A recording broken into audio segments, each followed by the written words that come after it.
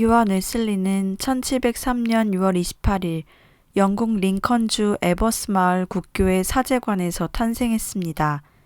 그의 아버지 사무엘은 에버스에서 38년간 봉직한 충성스런 목자였습니다.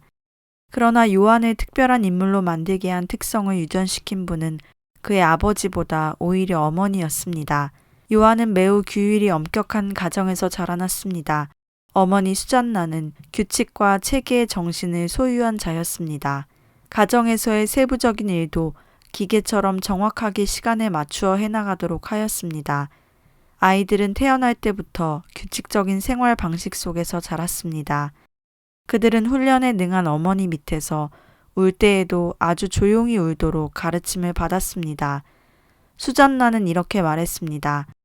일찍이 아이들의 의지를 꺾어야 한다. 왜냐하면 이것은 신앙적인 교육의 강력하고도 합리적인 밑바탕이 되어 그것이 없이는 교훈과 본보기가 아무런 효과가 없게 될 것이기 때문이다. 그러나 이것이 철저히 이루어질 때 아이는 이해력이 성숙해지고 신앙의 재반 원리가 정신 속에 뿌리 박혀질 때까지 이성과 부모님의 신앙심에 의해서 다스려질 수가 있게 된다.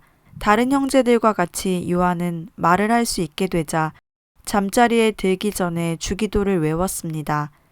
그리고 짧은 기도문, 간단한 교리문답, 또 그가 기억할 수 있거나 그의 어머니가 가르쳐 주시는 성경 구절을 외웠습니다. 큰아이는 말을 할 수 있는 제일 어린 동생의 책임을 맡고 둘째 아이는 그 다음으로 작은 아이를 책임졌습니다. 그리고 그들에게 하루분에 해당하는 몇 편의 시편과 신약 중 한 장을 읽어주었습니다. 그의 형제 자매들과 같이 요한도 가족 기도회에서 조용하도록 가르침을 받았습니다. 수잔나는 아이들이 먹고 마시는 것도 세심하게 감독하였습니다.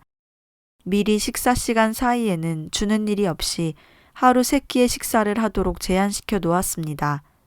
어린 요한의 취침 시간은 8시였고 그가 잠들 때까지 하인들이 옆에 앉아 있도록 허락되지 않았습니다. 그것은 혼자서 할 일이었습니다. 그녀는 또한 아이들에게 어려서부터 존댓말을 쓰도록 지시하였으며 집안 하인에게라도 역시 존대를 쓰도록 하였습니다. 그리고 거짓말이나 야비한 말은 일절 엄금하였습니다. 그러나 구속만 한 것은 아니며 때때로 그녀는 자유롭고 쾌활하게 놀이도 하게 하였습니다. 수잔나가 모든 아이들에게 한 대로 요한이 5살 되었을 때 그에게 알파벳을 가르쳤습니다. 그 다음에는 창세기를 가지고 정확한 독법과 서법을 가르쳤습니다. 또한 초급의 산수, 문법, 역사, 지리를 순차로 가르쳤습니다. 요한은 어려서 그의 어머니의 무릎에서 배운 문법의 지식을 기초로 하여 후일의 영어, 불어, 라틴어, 히라버, 히브리어 등의 문법을 저술하였습니다. 교육에 능한 수잔나 부인은 그들의 재질을 보아서 그것을 발전시키기 위해 힘썼으며 암송하는 힘을 길러주기 위해 노력하였습니다. 요한의 가정학교에서는 대학 과목과 교수법까지 훌륭하게 채용되었습니다. 수잔나 부인은 처음에는 이야기 강화로, 그 다음에는 교과서를 가르쳐 주었고, 그 다음에는 논문을 쓰게 하고 숙제를 주어 답안을 내게 하였습니다. 이러한 교수법으로 교수를 받은 결과 메트타벨이란 아이는 8살 때 히라버 성경을 읽었습니다. 수잔나는 아이들의 종교교육에도 비상한 관심을 가져 초등 정도의 아이들에게는 기독교의 교리를 가르쳤으며 제일 큰 아이들에게는 자기가 친히 쓴 논문을 가르쳤습니다. 그녀의 논문은 일찍이 아담 클락이 크게 칭찬하던 것인데 불행히도 화재시에 소진되었습니다. 그 논문 가운데는 교육과 종교에 관한 것들도 많았습니다. 요한의 아버지가 런던에서 열린 감독회의에 참석하고 있는 동안 매주일 오후에 수잔나는 그녀의 집을 집회소로 하여 그 자녀에게 여러 가지 좋은 서적과 설교문을 읽어주었습니다. 이 소문을 듣고 이웃 사람들이 모여들기 시작했습니다. 이듬해에도 이 집회는 계속되었는데 한때는 200명까지 되었다고 합니다. 그러나 에워스 교회의 부목사는 사무엘 목사가 다른 지방의 어떤 용무로 가 있는 동안 수잔나 부인의 집회에 대하여 비난하는 서신을 보냈습니다. 심지어는 비국교도들의 불온한 집회라는 혹평까지 하였습니다. 이 편지를 받은 사무엘 목사는 즉시 중지할 것을 서신으로 부탁하였습니다. 여기에 대해 수잔나 부인은 이 집회로 말미암아 동리 사람들의 마음과 생활에 커다란 변화가 생기고 서로 평화롭게 지내며 불량했던 많은 사람들이 교회에 나와 조용히 예배를 드리기 시작했다고 말하고, 마지막에는 당신이 나의 하는 일을 불합하게 생각하신다면 나에게 명령하여 주십시오. 그리하여야 당신과 내가 우리 주 예수 그리스도의 엄위하신 심판정에 나설 때 내가 선한 일을 할 기회를 넘겨버리고 실행하지 않았다는 죄책으로 정죄됨을 면하겠습니다. 라고 회답하였습니다. 이렇게 솔직한 항변에 사무엘 목사도 어찌할 수 없이 그대로 방임하니 이 집회가 끼친 공헌은 진실로 컸던 것입니다. 그러나 뜻밖의 화재로 말미암아 가정학교는 애석하게도 중단되었습니다. 웨슬리의 가정은 가장 평화스럽고 이상적인 가정이었습니다. 집안에 달아놓은 괴종 소리는 그 집의 모든 행사를 규칙적으로 실행하여 나가게 하였으며 아침과 저녁으로는 자녀들의 청아한 노랫소리가 울려나왔습니다. 저녁이 되면 등잔불 밑에서 식구들이 모여 앉아 바느질 혹은 재미나는 이야기, 즐거운 유희로 하루의 노고를 잊었습니다. 그러나 웨슬리의 가정이 언제나 희락한 것만은 아니었습니다. 생활난에서 일어나는 다수의 충돌로 혹은 들려오는 여러 가지 걱정스런 일로 그의 가정은 가끔 검은 구름이 가리었습니다. 뿐만 아니라 성급한 사무엘 목사와 교구민 사이에도 가끔 충돌이 있었습니다. 또한 그는 박봉으로 수다한 식솔들을 부양하게 됨에 따라 부채를 지게 되었습니다. 이러한 중에 가끔 친지들의 구호에 따뜻한 손길로 곤란을 면하기도 했습니다. 한 번은 부채로 인하여 3개월 감옥 생활까지 하게 되었는데 버킹엄 공작의 도움으로 125파운드의 구호금을 받아 석방되어 다시 교역에 복무케 되었습니다.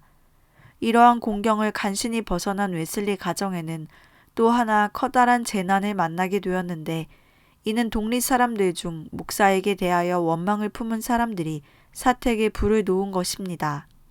1709년 2월 9일 요한이 6살 때 화재가 발생해서 에버스 목사관을 태워버렸습니다. 가족들의 대피를 끝내고 수잔나가 그들을 점검했을 때 한 아이가 없었습니다. 조금 후 2층 창문 앞에 서 있는 요한을 발견했습니다. 가까이에는 사다리가 없었습니다.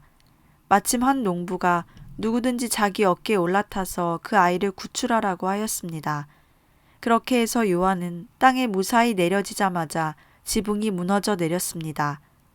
요한 웨슬리가 그 후 80년간을 살아있는 동안 그의 머릿속에는 언제나 이 화재와 자신이 구원받은 사실에 대한 추억이 뚜렷하게 남아 있었습니다. 후년에 그는 자신의 초상 밑에 불타는 집을 그리고 거기에다 아래와 같은 말을 새기게 했습니다. 이는 불꽃에서 끌어낸 타다 남은 나무 조각이 아니냐. 목사관은 화재 후 오래지 않아 더 견고하고 편리하게 지어졌습니다. 일찍부터 아이들은 주일과 다른 날을 구별하도록 양육받았습니다. 수잔나는 요한의 머릿속에 성경 말씀을 넣어주고 올바르게 행해야 하는 것에 대한 의미를 성실하게 가르쳐 주었습니다. 또한 유년 시절 다른 난폭한 아이들과 어울리지 못하도록 보호해 주었습니다. 어머니는 자식들의 지각에 신앙의 가르침을 불어넣어 주기 위하여 매주 특정한 시간을 정해 놓았습니다. 요한의 시간은 목요일이었습니다. 수잔나는 아이들에게 있어 어느 누구보다 지혜로운 선생이었습니다. 8, 9세 때 요한은 천연두를 알았습니다. 그가 어찌나 잘 참고 견디는지 그 당시 런던에 계시던 아버지께 어머니는 이러한 편지를 썼습니다. 요한은 그의 병을 남자답게, 과연 그리스도인답게 불평 없이 용감히 참아냈습니다. 요한의 어린 시절은 오래 지속되지 않았습니다. 학교 선생으로서 수잔나의 능력이 아무리 컸다 하더라도 자식들을 훈련시킴에 있어서 전문적이지는 못했습니다. 옥스포드 출신의 사무엘도 자신의 아들들이 자기보다 교육을 더 받지 못하는 것을 좋아하지 않았습니다. 그래서 형 사무엘도 13살이 되었을 때 학업을 계속시키기 위해 런던의 웨스트민스터로 보내어졌습니다. 사무엘보다 더 총명했던 동생 요한은 만 11살이 되었을 때 런던의 차트하우스 학교에서 그의 교육과정을 시작할 수 있었습니다. 이렇게 할 수 있었던 것은 버킹엄 공작의 우애 깊은 도움 덕분이었습니다. 이곳저곳을 다니던 요한의 아버지 사무엘은 종종 런던에 머물러 있었고 그의 교구의 경영은 수잔나와 부목사에게 맡겼습니다. 수잔나는 여행이 목사의 시간을 낭비하는 것이라고 생각하였습니다. 그러나 그렇지 않던 여행이 한 번 있었는데 여행 중 요한을 위해서 장학금을 얻게 된 일이었습니다. 이것에 관해 그는 다음과 같이 말합니다. 집에 있는 나의 어린 아들이 성년이 되자마자 차트하우스에 들어갈 수 있도록 버킹엄 공작이 나에게 편지를 보내왔다. 이로 인하여 내가 런던에 체류하는 시간이 헛되지 않았다. 그 편지가 쓰여진 것은 요한이 18살 때였습니다. 과연 그것은 요한이 성장해서 일생의 과업을 이루는 데 필요한 자격을 얻는 교육을 받을 수 있는 길을 열어준 것이었습니다. 학교에 입학하기 전 어머니 수잔나는 그에게 독서를 통해서 지식을 얻도록 가르쳤을 뿐 아니라 높은 이상을 품고 생활하도록 정신적, 영적 훈련도 시켰던 것입니다. 이때 그는 이미 근면하고 성공적인 학자였으며 가정의 억압뿐 아니라 어려움 생활고로 인한 형편없는 음식을 먹는 데에도 익숙해져 있었습니다. 당시 학생 수는 44명에 불과했는데 학교의 풍기가 상당히 문란하여서 식사 때에는 나이 많은 학생들은 연소한 학생들에게 분배된 육찬을 빼앗아 먹는 일이 흔하였습니다. 그래서 요한은 일기에 10살부터 14살 때까지 내게 먹을 것이라곤 빵밖에 없었고 그것도 그렇게 많은 것이 아니었다. 그러나 나의 건강에는 아무런 지장이 없었으며 계속해서 건강을 유지할 수 있었다 라고 썼습니다. 요한의 건강을 염려한 아버지 사무엘은 그에게 조깅할 것을 조언하였고 그래서 그는 매일 1마일가량을 달렸습니다. 그는 차트하우스에서의 생활을 다음과 같이 언급합니다. 외부에서 가하는 억제가 제거되었을 때 나는 이전보다 훨씬 더 게을러졌다. 그래서 마땅히 해야 할 의무마저도 소홀히 하였다. 또 겉으로 나타난 죄에 대해서 계속적으로 죄의식을 느꼈다. 비록 그 죄를 세상 사람들은 죄라고 보지 않았으나 나 자신은 그렇게 인정하였다. 그럴지라도 아침과 저녁으로 성경 말씀을 읽고 기도하는 것은 계속하였다. 그리고 그때 나는 또 3가지 목표를 달성하기 위해 노력하였다. 첫째는 다른 사람만큼 나쁘지 않는 것. 둘째는 신앙에 대하여 항상 호의적인 태도. 셋째는 성경을 읽고 교회에 다니고 기도를 하는 것이었다. 차트하우스에서 요한은 부지런한 학생이었습니다. 형 사무엘은 아버지께 요한은 대단한 소년으로 최선을 다하여 빠른 속도로 히브리어를 배우고 있습니다. 라고 편지를 썼습니다. 차트하우스는 요한에게 있어 더 광범위한 교육과 훈련으로 그를 세계로 전진케 하는 촉진제였습니다. 그곳에서의 과정을 1720년 끝마친 후 그는 곧 옥스포드로 갔습니다. 거기서 그는 그의 인생을 섭리하시는 하나님의 망치에 의해 조각되어져 갔습니다. 1720년 웨슬리는 1년에 약 200불, 즉 40파운드의 장학금을 받고서 옥스포드 크라이스트 처치 대학에 들어갔습니다. 그가 대학교에 다닐 수 있었던 것은 에버스 집안 사람들이 보내준 적은 돈과 장학금 덕택이었습니다. 학교는 학생들에게 기숙사와 공부할 수 있는 방을 제공해주고 강의를 듣게 해주었습니다. 그는 학우들 중 논리적 재능이 뛰어났습니다. 그래서 학우들과 논쟁을 하면 언제나 상대자를 꺾었습니다. 그는 동시에 문학적 소질이 풍부하였습니다. 웨슬리는 옥스포드 대학 시절을 이렇게 회상합니다. 나는 여전히 공중기도와 개인기도를 하였고 몇 권의 신앙서적, 특히 신약 성경의 주석을 읽었다. 그러나 이런 것을 하는 동안에도 내겐 내적 거룩함에 대한 개념이 별로 없었다. 그냥 습관적으로 해나갔으며 심지어 알고 있는 어떤 죄 가운데서도 만족하며 살아갔다.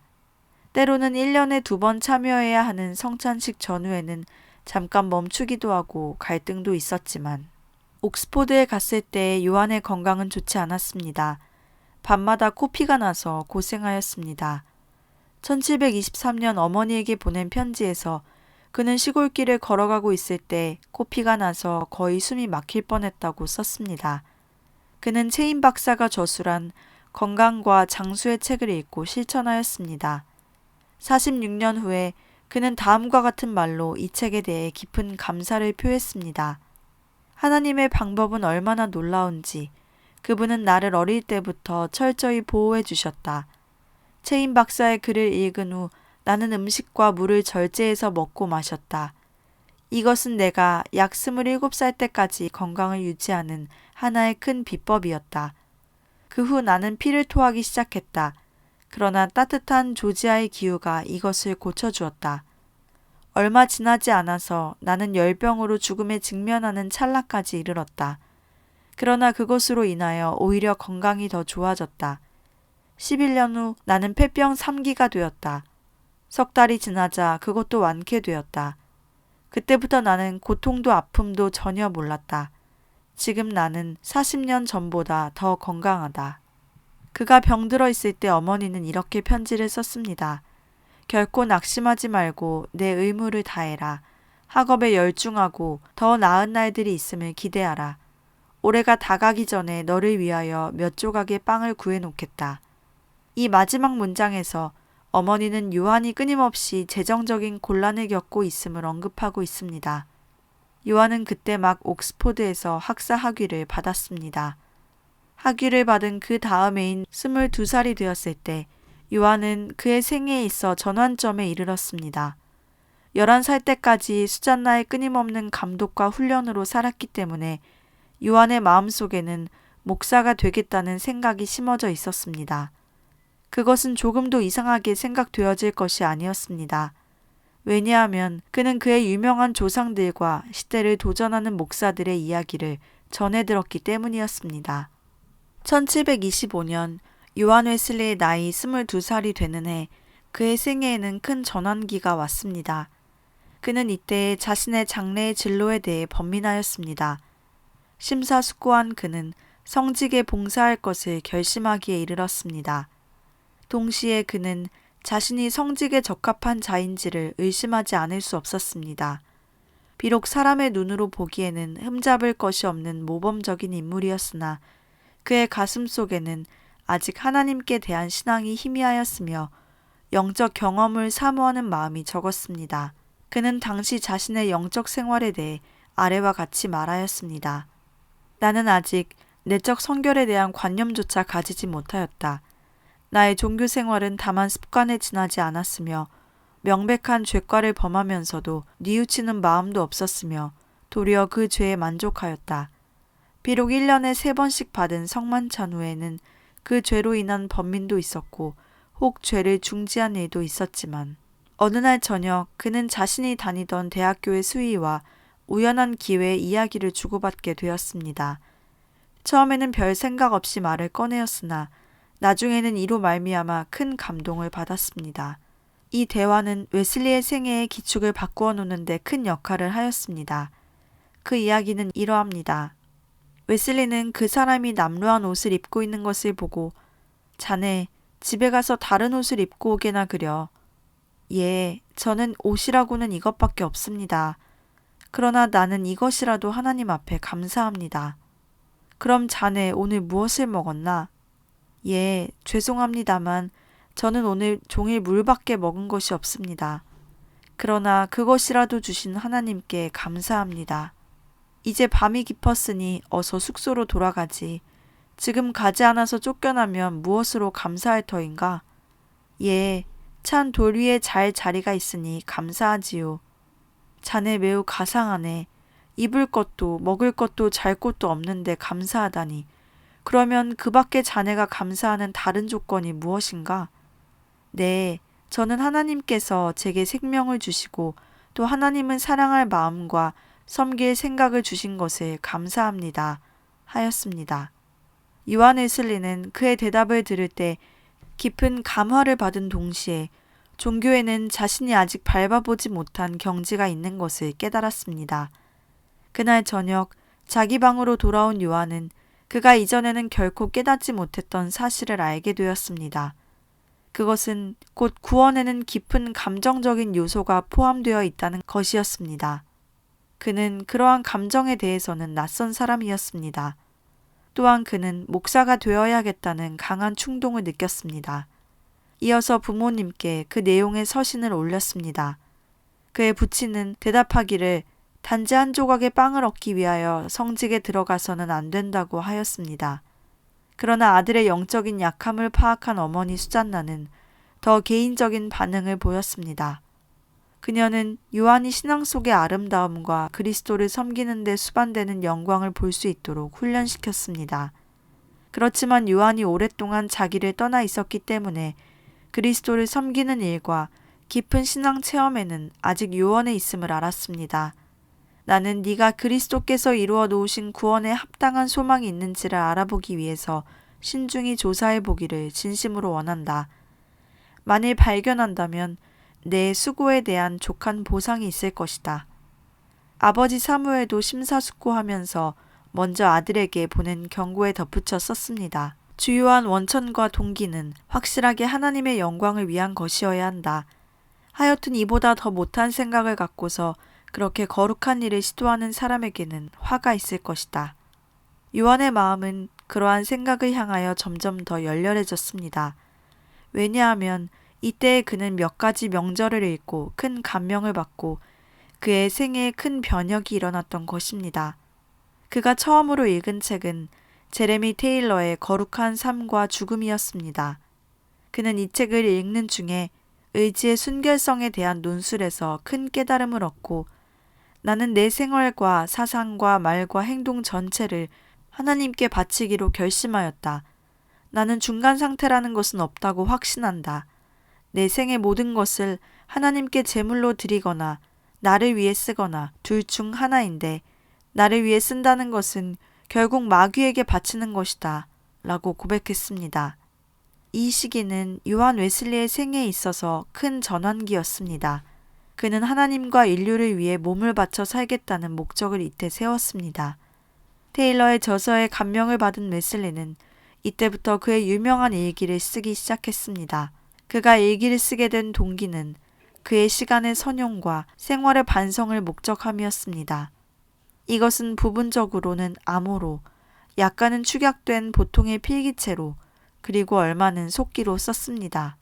첫 번째 일기에는 다음의 규칙과 결심으로 시작되며 훌륭한 필체로 쓰여져 있습니다.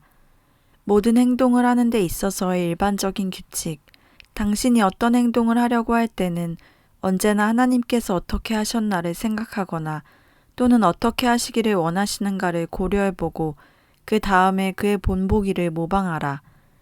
시간을 관리하는 일반적인 규칙 1. 하루의 생활을 하나님과 함께 시작하고 끝내도록 하라. 수면은 너무 많이 취하지 말라. 2. 당신의 직업에 부지런하라. 3.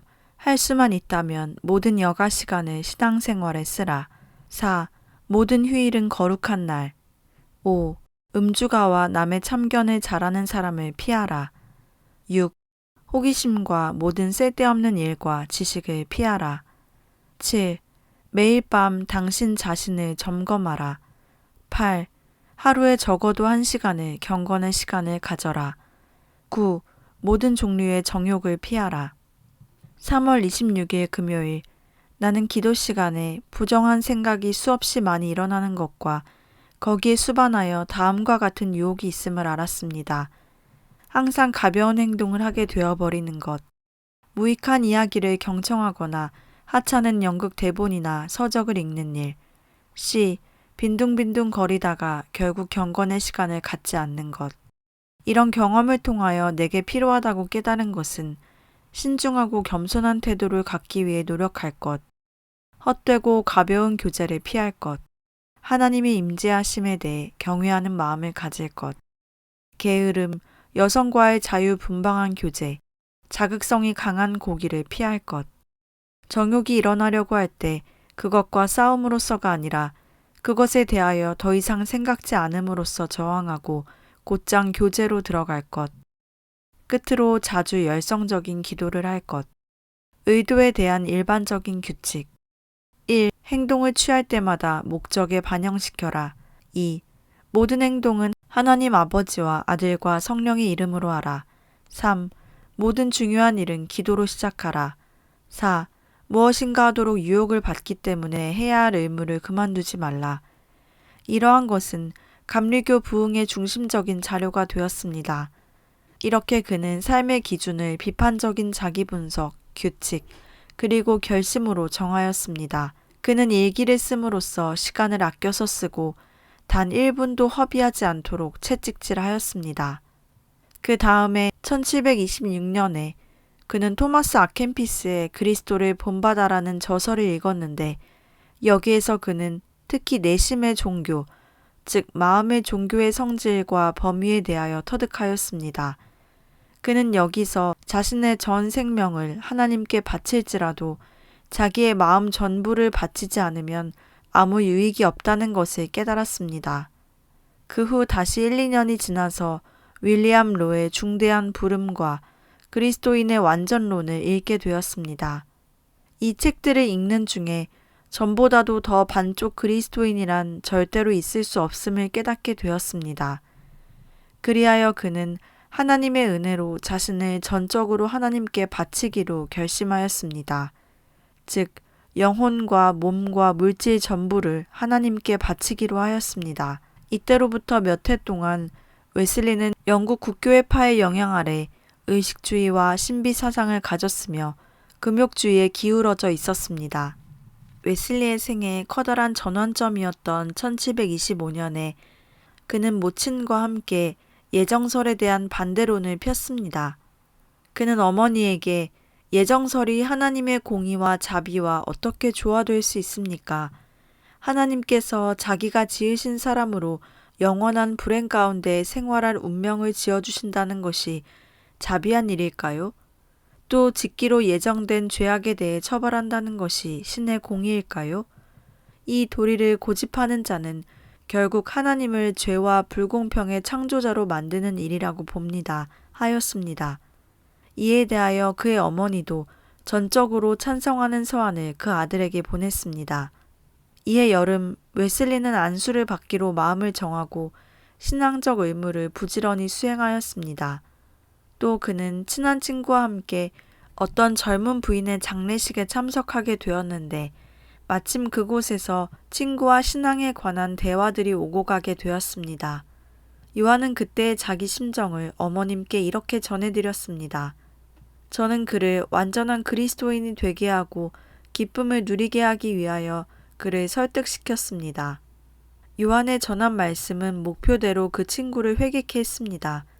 18개월 후 그는 죽었고 장례식에서 요한은 그의 회심에 대하여 설교를 할 수 있는 특전을 누렸습니다. 1725년 10월 19일 주일 옥스포드 크라이스트 처치 교회당에서 옥스포드의 감독 요한 파터에 의해서 요한 웨슬리의 집사 안수식이 거행되었습니다. 그는 옥스포드주 남방 라이에서 최초의 설교를 하였습니다. 그 후에도 가끔 설교를 하였으나 그의 설교는 지극히 평범한 것이었습니다. 당시에 그의 설교에 대하여 그는 후일 다음과 같이 회상합니다. 1725년으로 29년까지 나의 설교는 실패였다. 나는 그때 청중이 다 신자이며 따라서 회개의 필요가 없는 것이라 생각하여 회개의 도리와 복음의 진수를 설교의 생명으로 삼지 않았다. 그러나 1729년으로 1733년간에는 회개의 도리를 중심으로 설교하였으므로 어느 정도의 열매를 맺었다. 그러나 나는 아직 예수 그리스도의 언약의 피에 대한 신앙을 전파하지 않은 까닭으로 내 설교에는 힘이 없었고 감화력이 없었다.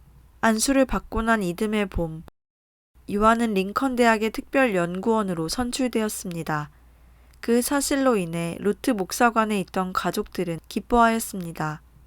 그는 이로부터 25년 이상을 이 대학과 긴밀한 관계를 가지게 되었습니다.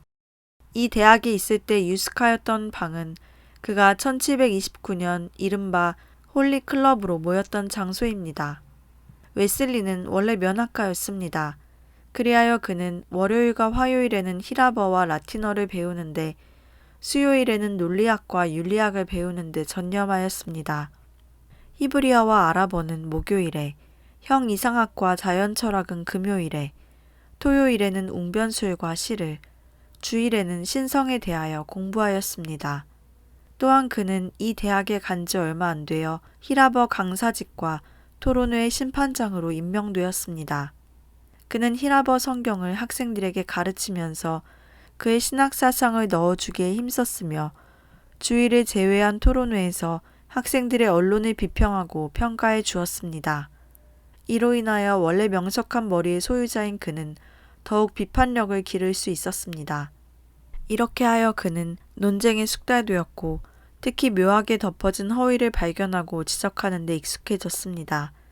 그때부터 그는 이런 정직한 기술을 주신 하나님께 합당한 찬양을 드릴 수 있었습니다.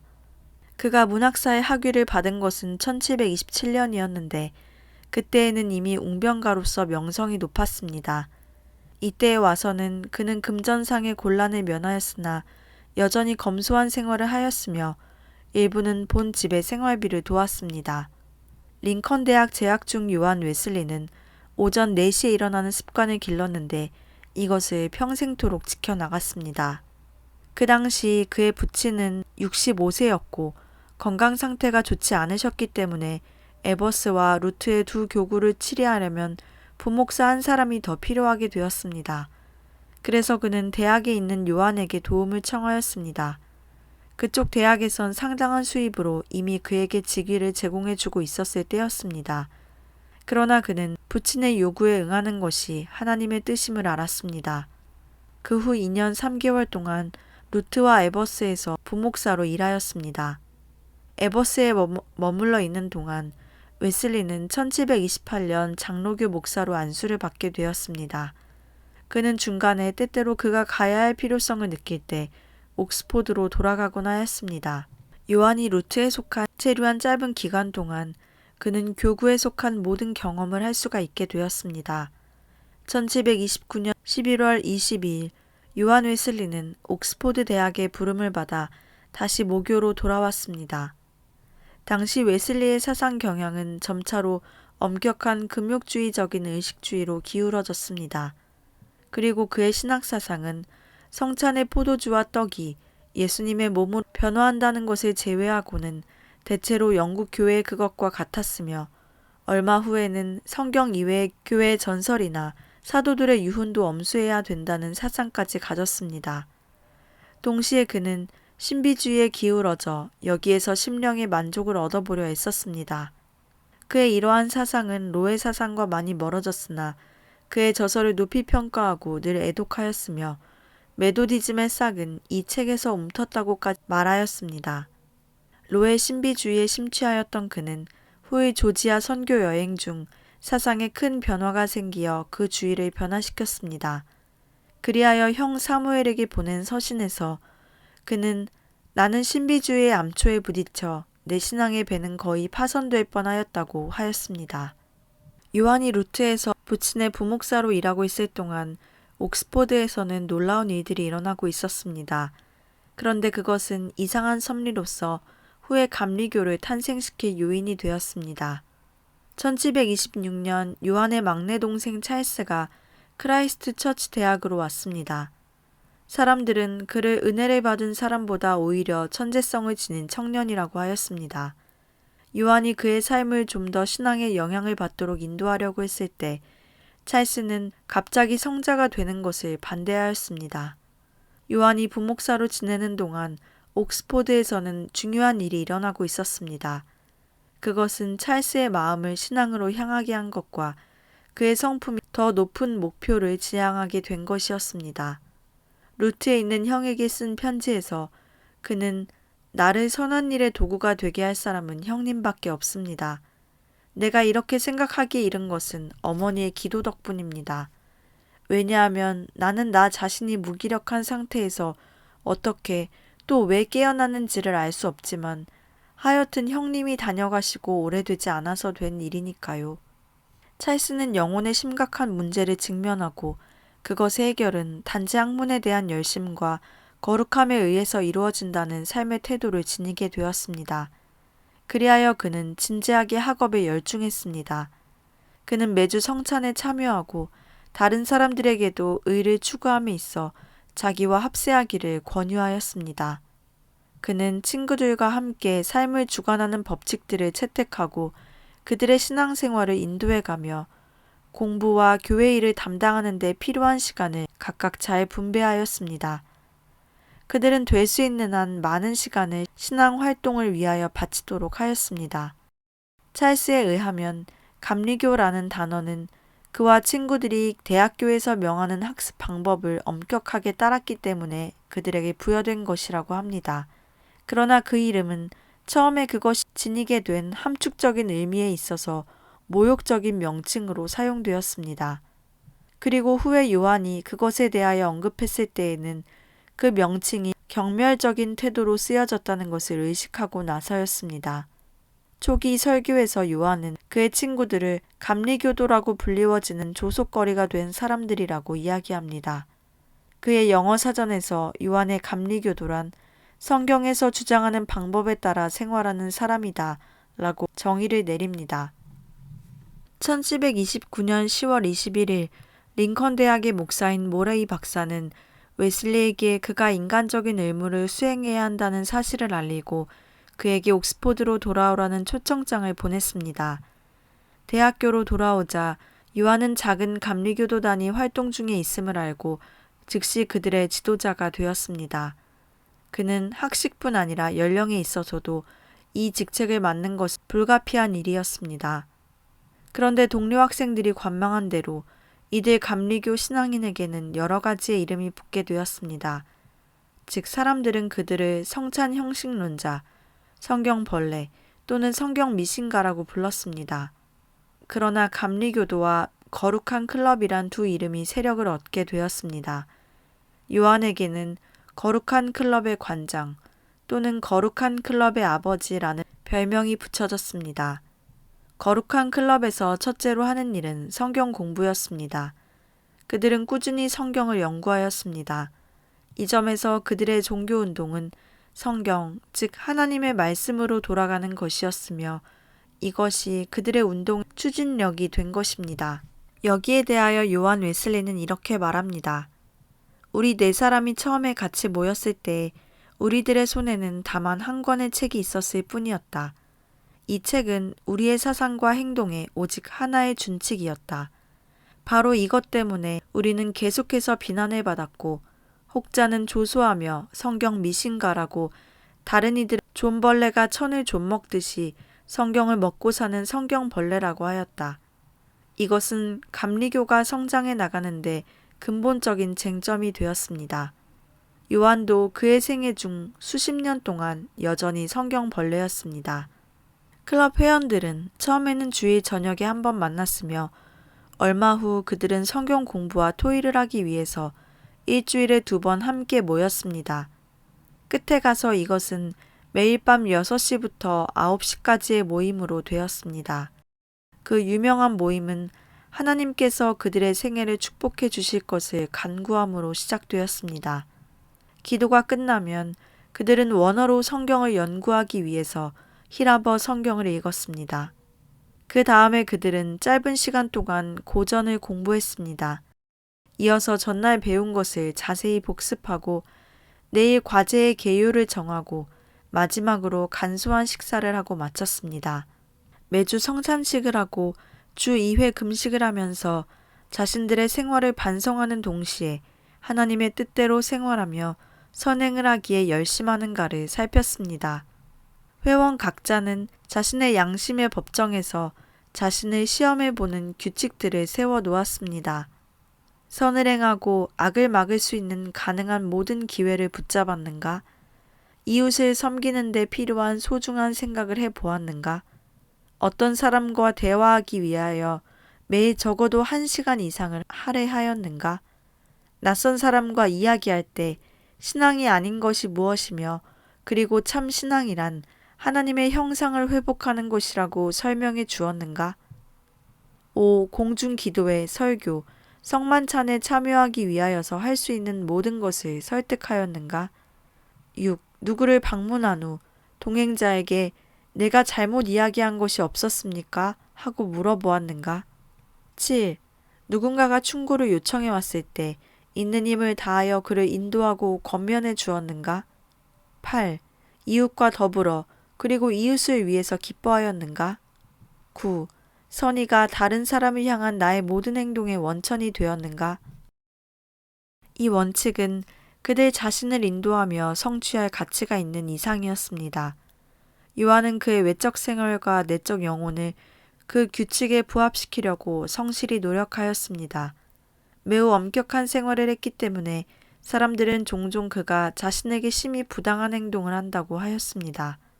얼마 지나서 그 클럽의 재반 활동 중에 자선을 베푸는 항목을 넣었을 때 요한은 1년 동안 받은 30파운드 중 28파운드로 생활을 하고 이렇게 절약한 돈을 자선에 썼습니다. 아무리 많은 돈, 심지어 1년에 600불까지 벌었지만 그는 여전히 전과 같이 140불을 생활비에 들이고 그 나머지는 구제하는 일에 바쳤습니다. 그의 외적 생활을 자신의 영적 이념에 계속적으로 부합시켜 나가는 이 생활이야말로 요한이 다른 사람들과 구별되는 능력의 원천이었습니다. 거룩한 클럽의 지도자로서 요한은 재반 규칙에 대해서뿐 아니라 그 규칙들을 산 경험으로 구축하는데 자신의 책임이 중차대함을 깨달았습니다. 클럽 회원 중에 한 사람인 윌리엄 몰간 씨가 감옥 안에 있는 죄수들과 대화하면서 이 선한 일을 그 클럽 회원들이 함께 하자고 제의하였습니다. 그래서 1730년 8월 34일 몰간 씨와 웨슬리 형제는 감옥에 갔습니다. 그 방문을 통하여 그들은 죄수들에게 특별한 관심을 가지게 되었습니다. 이렇게 해서 감옥을 방문하는 것은 거룩한 클럽이 하는 사회활동의 표지가 되었습니다. 요한이 한 번은 빈궁한 환경에 처한 불쌍한 소녀를 만난 적이 있었습니다. 너는 대단히 배가 고픈 모양이구나. 그리고 옷은 그것밖에는 없니? 예, 이것밖에 없습니다. 웨슬리는 그 소녀에게 무엇을 좀 주려고 손을 그의 주머니에 넣어 보았으나 돈이 없었습니다. 그러나 그의 서재에는 훌륭한 그림들이 걸려 있었습니다. 웨슬리는 그 그림들을 볼 때 그것들이 자기를 꾸짖는 것 같았습니다. 그리하여 그는 혼잣말로 아, 이 그림들이 내 마음을 찌른다. 네가 장차 주 앞에 설 때 잘하였도다 착하고 충성된 종아 하고 주님의 칭찬을 듣겠는가 생각해보라. 너는 가련한 소녀의 배고픔과 추위를 면케해 줄 만한 그 돈으로 내 집의 벽을 장식하지 않았는가? 아, 내 마음에는 공의도 없고 자비도 없다. 이 그림들은 저 가련한 소녀의 핏값이 아니냐? 라고 자책하였습니다. 이때부터 거룩한 클럽 회원들은 그들의 수입 중에서 생활비와 그 밖에 꼭 필요한 지출을 제외하고는 모든 돈을 구제비에 썼습니다.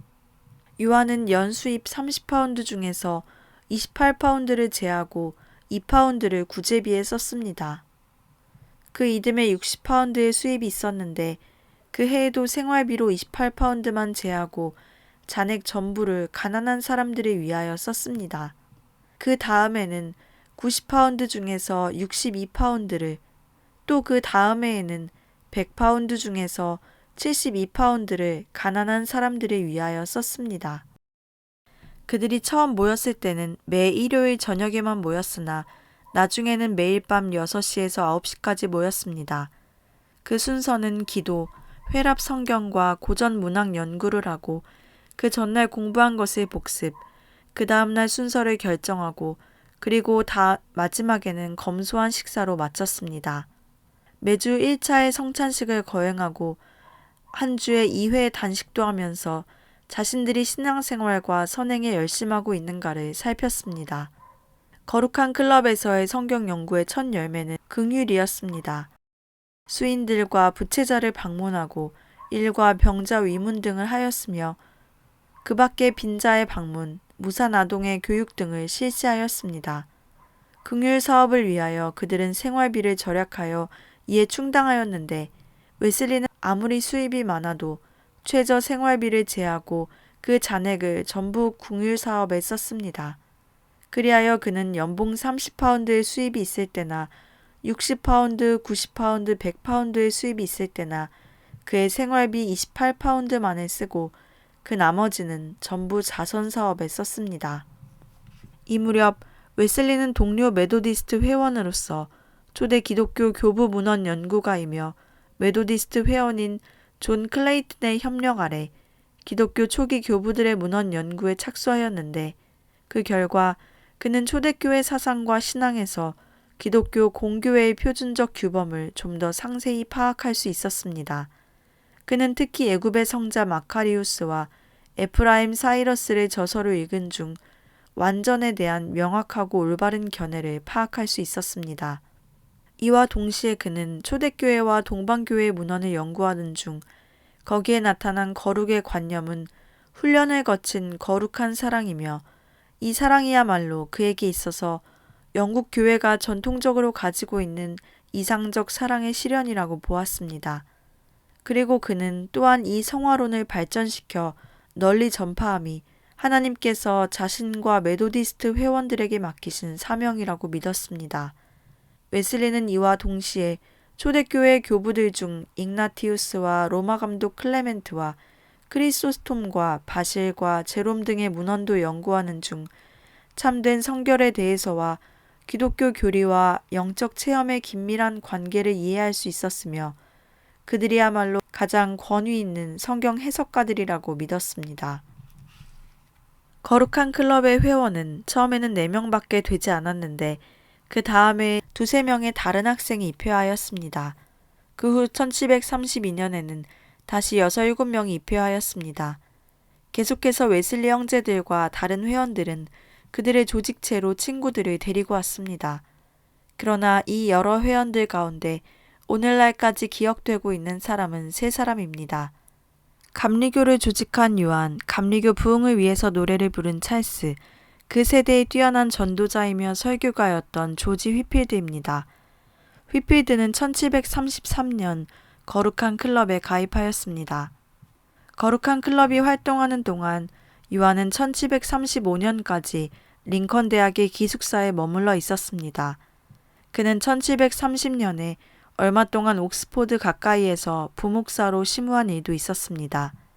항상 그의 친구가 된 사람은 라틴어로 함께 대화를 시작한 찰스였으며 그들은 일생 동안 계속해서 라틴어로 대화를 나누었습니다.